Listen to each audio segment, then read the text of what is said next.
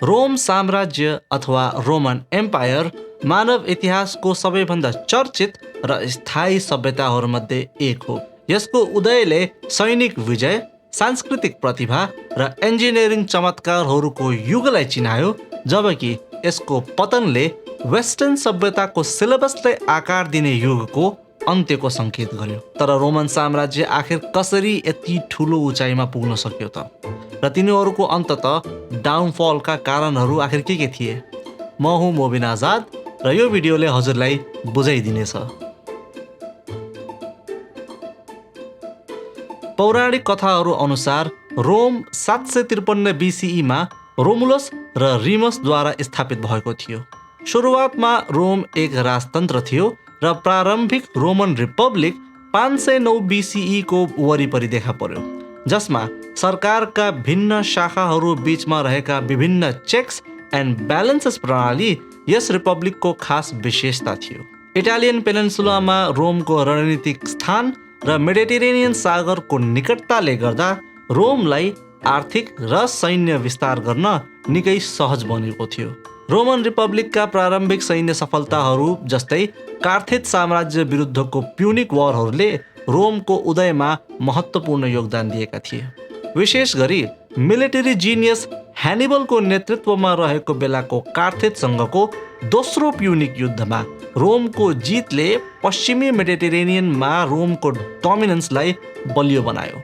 सदियौँको गणतान्त्रिक राजपछि आखिरमा Julius Caesar र Augustus अक्टेभियन जस्ता शक्तिशाली सेनापतिहरूको उदयका साथ पहिलो शताब्दी BCE रोम आखिरमा एउटा साम्राज्य अथवा एउटा एम्पायरमा परिणत भयो। 49 BCE सिजरको रुबिकन नदी पार गर्दा रोमन गणतन्त्रको अन्त्य र रोमन साम्राज्यको स्थापनाको लागि एक टर्निङ पोइन्ट हुन पुग्यो। त्यसपछि रोमको पहिलो सम्राट अथवा एम्परर अगस्टसले स्थिरता ल्याए र 2 शताब्दीसम्म चलेको शान्ति र समृद्धिको अवधि सुरु गरे, जसलाई इतिहासकारहरू प्याक्स रोमाना भनी भन्छन्। रोमन साम्राज्य आफ्नो चरम उचाइमा पहिलो र दोस्रो शताब्दी AD पुगेको थियो। रोमन लिजेन्सले उत्तरमा ब्रिटेनदेखि दक्षिणमा इजिप्टसम्म, पश्चिममा स्पेनदेखि पूर्वमा मेसोपोटेमियासम्म फैलिएको विशाल क्षेत्रहरू जितेका थिए। अनुशासित, व्यवस्थित र वेल ट्रेन्ड रोमन सेनाले सम्पूर्ण साम्राज्यभरि डोमिनेन्स कायम राख्न महत्त्वपूर्ण भूमिका खेलेको थियो। ट्रेजन र हेड्रियन जस्ता उल्लेखनीय सम्राटहरूले रोमन साम्राज्यको अझ विस्तार र रिइन्फोर्समेन्ट गरे। यही सैन्य शक्तिले गर्दा आफ्नो साम्राज्यको सबैभन्दा टाढासम्मका क्षेत्रहरूमा पनि रोमन इन्फ्लुएन्सलाई कायम राखेको उदाहरण हामीले रोममा रहेको ट्रेजन्स कलममा हेर्न सक्छौँ, जसमा डेसियन वार्सलाई चित्रण गरिएको छ। रोमका इन्जिनियर चमत्कारहरू अझै पनि रोमन साम्राज्यको भव्यता प्रदर्शित गर्ने प्रतीकहरूको रूपमा चिनिन्छन्। कोलोसियम, रोमन फोरम, प्यान्थियन र एक्वाडक्ट्स जस्ता संरचनाहरू रोमको आर्किटेक्चर र इन्जिनियरिङ कौशलताका प्रमाण हुन्। रोमन रोड्स भनी प्रसिद्ध सडकहरूको विस्तृत नेटवर्कको निर्माणका कारण सञ्चार, व्यापार र सेनाहरूको आवागमन निकै सजिलो बनेको थियो। सांस्कृतिक रूपमा रोमले ग्रिक संस्कृतिका तत्त्वहरू लिएर त्यसलाई आफ्नो समाजमा मिक्स गरेर आफ्नै युनिक परम्पराहरूको सृजना गर्यो। यस अवधिमा साहित्य, फिलोसफी र अनेक थरीका कलाहरूको पनि विकास भयो। भर्जिलको एनिड, सिसेरोको ओरेटरी र सेनेका र मार्कस अरेलियसको स्टोइक फिलोसफीले वेस्टर्न विचारधाराहरूमा स्थायी योगदानहरू पुर्याएका छन्। यदि हजुरहरूले अहिलेसम्म हाम्रो भिडियो मन परिरहेको छ भने कृपया लाइक र सेयर गरिदिनुहोला र भविष्यमा यस्तै थप कन्टेन्टको लागि प्लिज सब्स्क्राइब गर्न नभुल्नुहोला। रोमन साम्राज्यको समृद्धि जति नै धेरै भए पनि यसका चुनौतीहरू भने कम चाहिँ थिएनन्। स्लेभ लेबरमाथि अत्याधिक निर्भरता, इन्फ्लेसन र करको बोझ सहितका मुद्दाहरूले रोमन साम्राज्यको आर्थिक स्थिरतालाई तनावपूर्ण बनाएको थियो।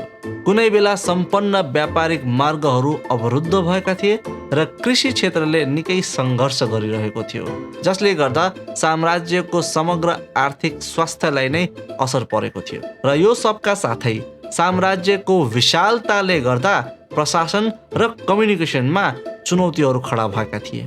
लामो समयसम्म चलेको शान्ति र समृद्धिको अवधि प्याक्स रोमाना साम्राज्यको राजनीतिक अस्थिरताको सामना गर्दा कमजोर हुन थाल्यो। सक्सेसन क्राइसिस, एसासिनेसन र पावर स्ट्रगलले नै साम्राज्यको नेतृत्वलाई चिनाउन थाल्यो। तेस्रो शताब्दी एडीमा छोटो समयसम्म मात्रै राज गर्ने सम्राटहरूको एउटा श्रृङ्खला हेर्न सकिन्छ, जुनलाई प्राय वंशको आधारमा बन्ने उत्तराधिकारको सट्टा सैन्य शक्तिको माध्यमबाट माथि उठाइन्थ्यो। र यस अवधिलाई इतिहासकारहरू crisis of the third century पनि भन्ने गर्छन्।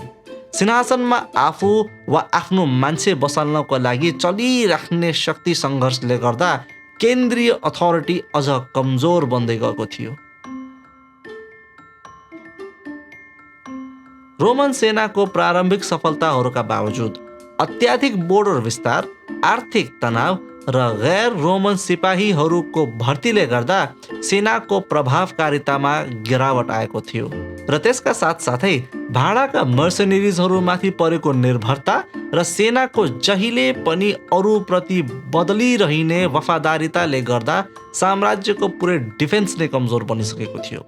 रोमन साम्राज्यले आक्रमणकारी सेनाहरूबाट इन्भेजनको बाहिरी दबाव पनि सामना गर्नु परिरहेकै थियो। विसिगॉथ्स र भ्यान्डल्सहरू जस्ता जर्मेनिक कबिलाहरूले रोमको सिमानाहरू तोडेर भित्र पस्ने पूर्ण प्रयास गरिरहेकै थिए। अटिलाको अधीनमा रहेका हन्सहरूले पनि ठुलो खतरा खडा गरेका थिए। रोमन सेनाले एकैचोटि धेरै आक्रमणहरू विरुद्ध रक्षा गर्न सङ्घर्ष गर्नु पर्दा कुनै बेला छुन नसकिने रोमन साम्राज्यका सिमानाहरू क्रमशः कमजोर बन्दै आइरहेका थिए। साम्राज्यले आक्रमणकारी सेनाहरूबाट इन्भेजनको बाहिरी दबावको सामना गर्नु परिरहेकै बेला आफ्नै साम्राज्यभित्र चलिरहेको राजनैतिक द्वन्द्वको पनि सामना गर्न परिरहेको थियो। शक्तिको लोभको पछि लाग्ने पोलिटिसियन्स र सैन्य लिडर्सका साथसाथै राजगद्दीमा आफू बस्न खोज्नेहरूको दौडका कारण सम्पूर्ण साम्राज्यकै राजनैतिक स्थिरतामाथि प्रश्न उठिसकेको थियो। 285 एडीमा एम्परर डायोक्लेसियनले थुप्रै राज्य सुधारहरूका कामहरू सुरु गरे, जसमा रोमन साम्राज्यलाई पूर्वी र पश्चिमी रोमन साम्राज्यहरूमा विभाजन गर्नु पनि समावेश थियो।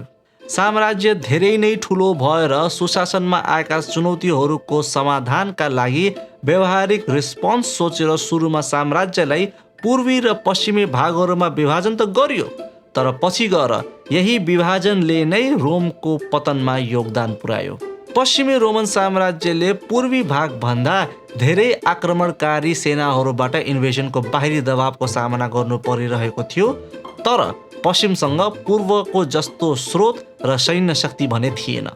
410 एडीमा विसिगॉथ्सहरू र पछि 455 एडीमा भ्यान्डल्सहरूले साम्राज्यका सिमानाहरू तोडेर रोम सहरलाई ध्वस्त पारेका थिए, जसले गर्दा रोमन प्रतिभामाथि नै ठुलो प्रहार परेको थियो।